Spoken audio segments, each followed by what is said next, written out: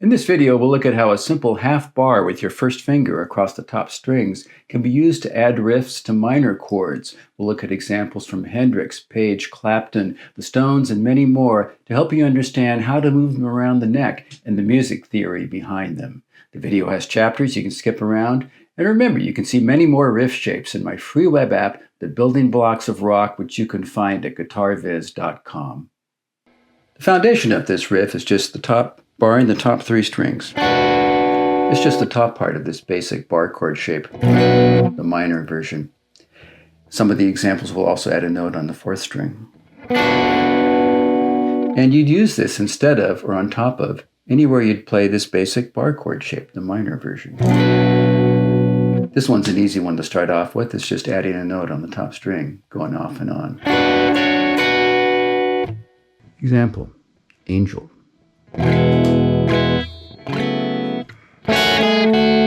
You're over that F sharp minor chord, where it is here at the second fret. Example, Southern Man.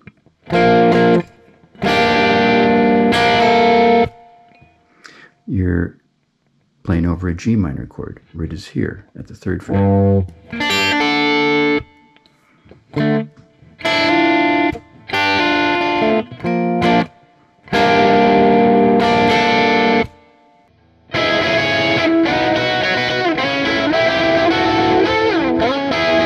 Start at the ninth fret. 3, 4. Only this time sliding up the fourth string. Add another note on the top string and you get something that sounds like this. The notes on the top string are the root, second, and the flat third. First three notes of a minor scale. Not a minor pentatonic scale, but a natural minor scale. This note here, the second note, isn't in the minor pentatonic scale. So using a riff like this kind of reinforces more of the minor sound, more than just a minor pentatonic sound. Since I've Been Loving You, the last verse of the song, Jimmy Page starts playing this riff over the first chord, which is C minor. So the root is C here at the 8th fret. That's where the bar is.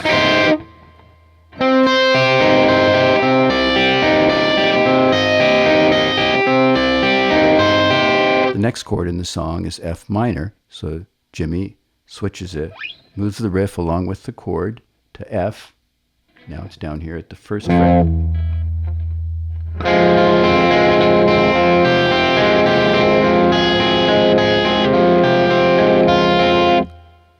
Then back up to C, the next chord, back here at the 8th fret.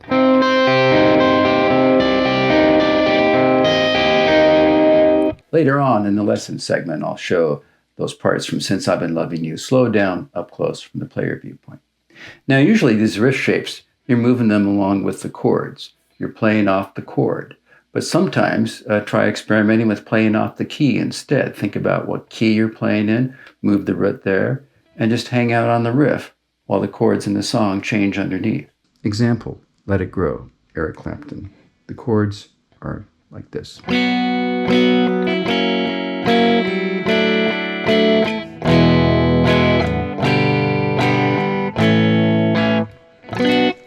Song's in the key of B minor. Towards the end of the song, in the outro, Eric starts using this riff that we've been talking about. We're in B, up here at the 7th fret.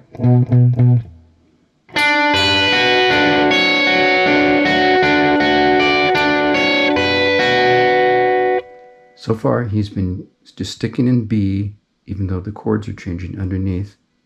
But now, here comes a different note. Whoa, where'd that note come from? Well, the underlying chord is changed to E. Up here in E is like this. Look at that note on the second string. There it is. And for the next two chords, G to A, Eric uses these D shapes instead. G, A, and repeat.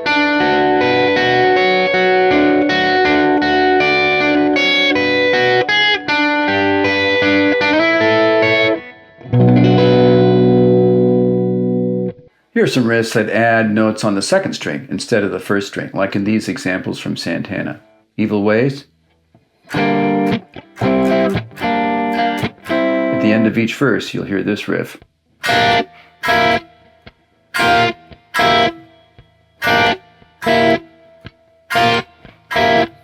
Or in Black Magic Woman, first you hear it over the D minor chord, and then over the G minor chord. Again, moving the riff along with the chord changes. The notes on the second string are the flat seventh and the sixth. Notice the sixth is not in the minor pentatonic scale. I'm in D here at the 10th fret. And notice the sixth is not in the natural minor scale either. It has a Dorian sound. The sixth is raised. That's the only difference between the two. The natural minor scale and the Dorian mode is the sixth. So then it's real easy to start going down rabbit holes thinking, well, gosh, this riff is more of a Dorian type of riff, so I couldn't use it in, say, Black Magic Woman, for example, because that song is not in Dorian mode. It's in the key of D minor, the 4 chord. The G is not major, it's minor. It's possible to overthink this stuff. Let your ear be the guide. Just try it. As Eddie Van Halen said, if it sounds good, it is good. And apparently that riff sounded good to Carlos. Add another note on the second string and you get a shape like this. Kind of a chromatic walk down the second string, like in these examples I'll play next. One Way Street off the first Aerosmith album. The verse, we're in C minor, here at the 8th fret. Bar at the same fret as the root. 4th string. And then the pinky on the second string.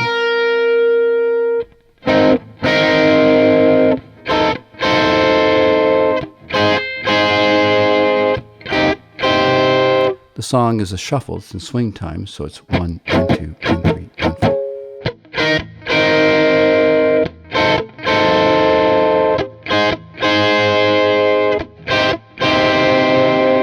There are other variations in the verses. That's the main variation. That whole song, by the way, is full of some pretty cool riffs. For example, the intro of the song. First guitar comes in like this. Just a basic A-shaped bar chord. But then the second guitar adds this part. A 7th chord to a sus7 chord. Kind of an interesting chord. Check out my app for other examples of this chord found in Rush, Queen, and The Police. Another example, Introduction to Monkey Man by the Rolling Stones.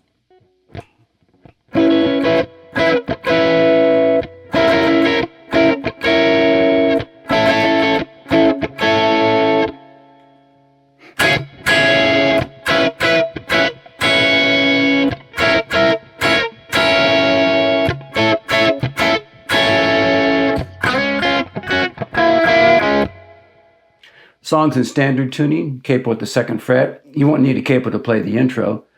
I'll show the intro later on in this video in the lesson segment, slow down, up close from the player viewpoint. You will need a capo to play other parts of the song, like the verse. Check out an earlier video I made on this open D riff shape. That's the main shape used in that verse. Finally, here's an example from Pantera and the late great Darrell Abbott, a.k.a. Dimebag Darrell, the introduction to Cemetery Gates.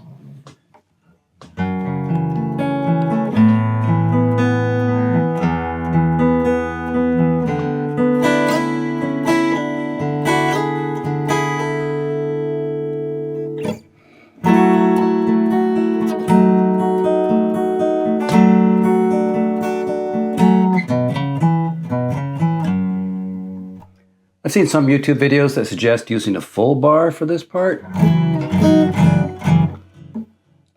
There's an expression among people who have transcribed guitar a lot that if the part you come up with requires too much of a stretch, you might be barking up the wrong tree. There's not just a bass, but a piano in the introduction. I think they're the ones holding down the low end on that F sharp note, leaving Dime a little more relaxed 4-string part. with this basic shape we've been looking at. There's also some interesting chords leading up to this part. That's why I included them. It starts off with a minor 7th chord. Don't often see a minor 7th chord in heavy metal. And then goes to these shapes that use an open 2nd string, an A sus, and an E power chord thing. Both of those shapes you can find in other songs. I've got them both in my app with examples from Rush, Metallica, and a few others. In the second half of this video, the lesson segment, I'll play parts of the acoustic guitar parts of the introduction, slowed down up close from the player viewpoint. So looking at the intervals in this shape, on the 2nd string, you've got the flat 7th, 6th, flat 6th, and the 5th. You could think of this as 4 separate chords, a minor 7th, minor 6th. This could be top part of one of those C shapes that we looked at a few videos ago. I don't know. To me, it's easiest just to think of this as a riff shape, especially because in the examples we looked at where there is a bass player, the Aerosmith and the Pantera examples, the bass part is just hanging on the root note. It's not shifting along with these notes on the 2nd string. To summarize, these riffs are usually based on the underlying chord in the song. So just move the root to match the song chord and try out a few of them. These have a minor chord sound, so you wouldn't want to use them over a major chord. But beyond that, just experiment. Let your ear be the guide. Next up, I'll show you a few examples slowed down up close from the player viewpoint to help you learn them. If you don't want to continue, please remember to hit like or subscribe before you leave. Thanks, and I'll see you next time. Since I've Been Loving You, last verse, the chord is C minor, up here at the 8th fret. I'll do the basic notes first, without the picking pattern, and then I'll teach that. The basic notes, first off, we're in 12/8 time, 3 per beat. 3, 2, 3, 4, 2, 3. 1, 2, 3, 2, 2, 3, 3, 2, 3, 4, 2, 3. Then it shifts to the F minor chord down at 1st fret. Do that in a minute. Now more about the picking pattern. This is a best fit picking pattern. He kind of changed it up over each chord. This is the picking pattern closest to what he's doing in the F minor chord coming up, but I'm using the same thing for the C minor here. Played slowly. 3, 2, 3, 4, 2, 3.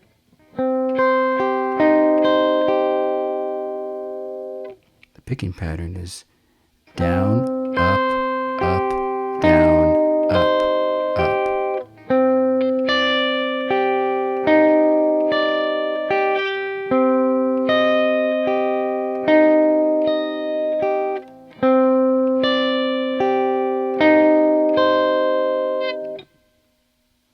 3, 2, 3, 4, 2, 3.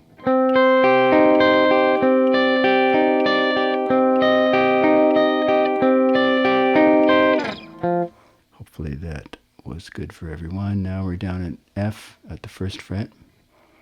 Again, played slowly and then at a more normal speed. 3, 2, 3, 4, 2, 3.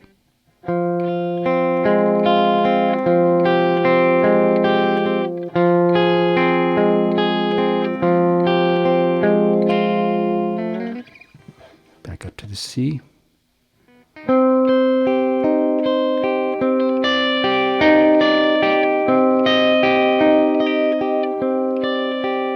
But wait.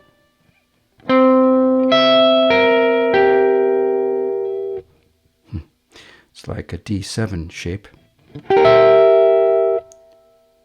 I have that as a riff in my app because it doesn't include the root, this is the most common way you play it. But here we have a rare example where the 4th string is also being used, which makes it a full-fledged chord. Monkey Man, we're in C sharp at the 9th fret. There's the bar. Song's in 4/4. It's got an underlying 16th note feel. 1, 2, 4 per beat. 3, 2, 3, 4, 4, 2, 3, 4, 1, 2.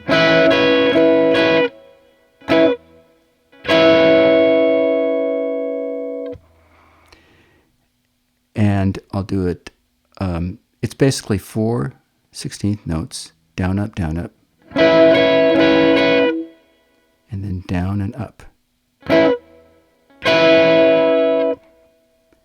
4, 2, 3, 4, 1, 2.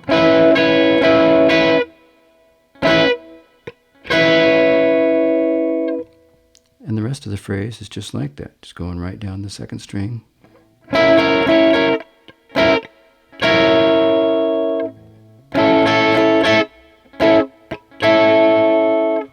Pause for dramatic effect. 3, 4. Here's the second phrase. It's down, down, up, down. 4, 2, 3, 4, 1, 2.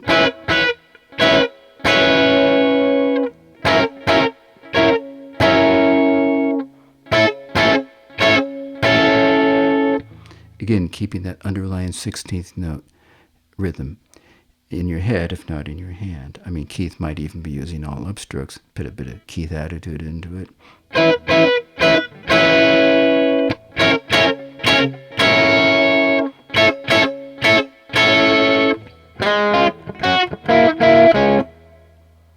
Cemetery Gates, introduction.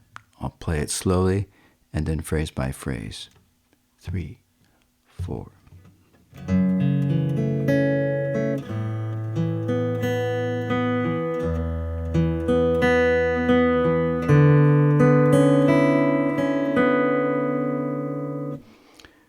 Start off with an F sharp minor 7th chord. I'm here at the 2nd fret.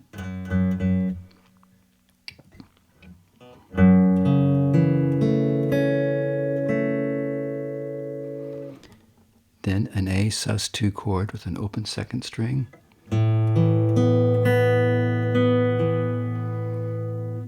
All downstrokes when going down, upstrokes when going up.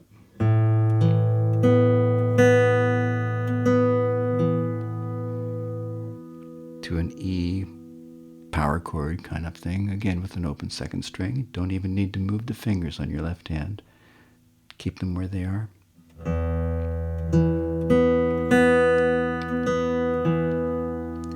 And then to a D chord, some type of D chord, I know not the name of it.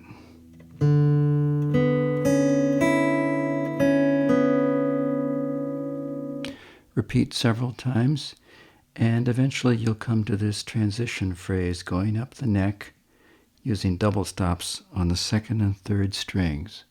I'll play just the double stops first by themselves, then add in several nuances. Starting here with my first finger on the 3rd fret of the 2nd string and the 4th fret of the 3rd string. Just the double stops.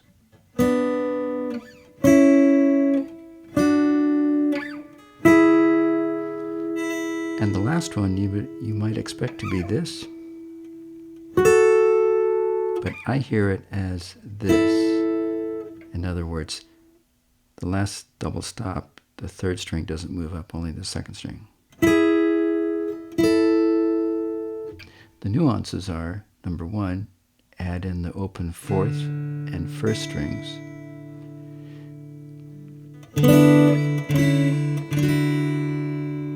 Second, use upstrokes, and third, slide between the double stops while adding an open 4th string in between. Something like this.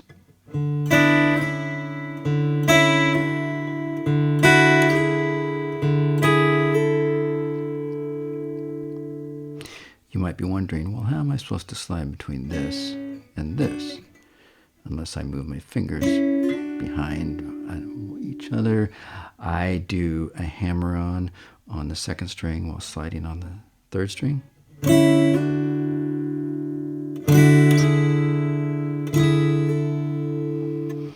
Okay, I'll play the whole thing and then go into the next part.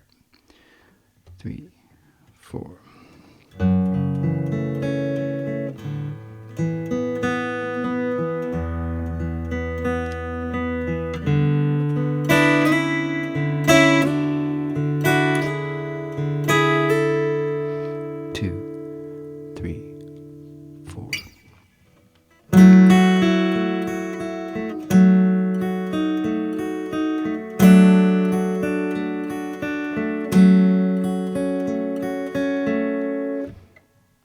it's this riff we've been looking at. I play the fourth and third strings together at the start of each segment. Then upstrokes on the top three strings. Repeat.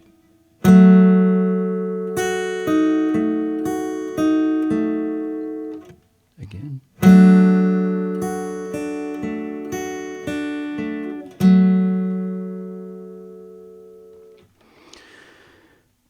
Normal speed. 2, 3, 4.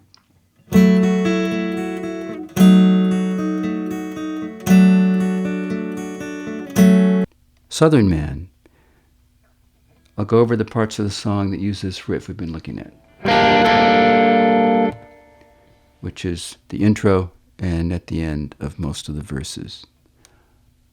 The basic chords underneath it are D minor, B flat, G minor,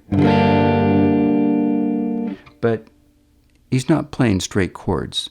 Over each chord he's doing a little something. Over the D minor chord, he's using what I would call this riff shape, changing the notes on the first string while the other notes stay the same. Kind of playing around with that.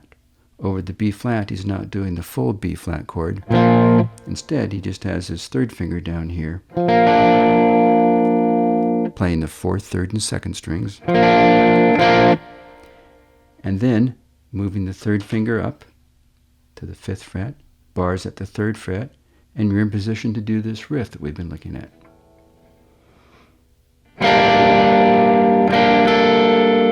It's just a downstroke, and then on the upstroke you put your pinky down. Here are some examples of the several times he's doing this. In the intro, it sounds a bit like this. 3, 4.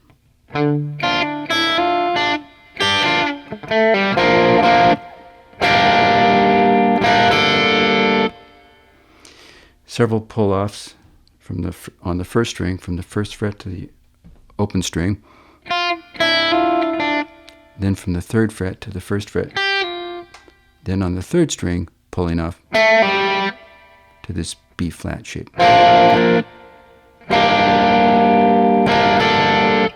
Play it again real slowly. 3, 4.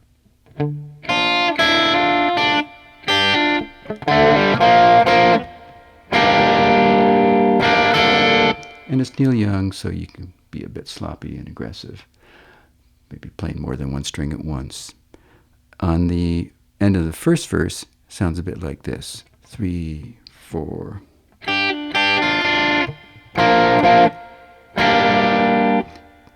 These things come in on the 3 beat, at least during the verses, because he's singing Southern Man during the first 2 beats. 1, 2.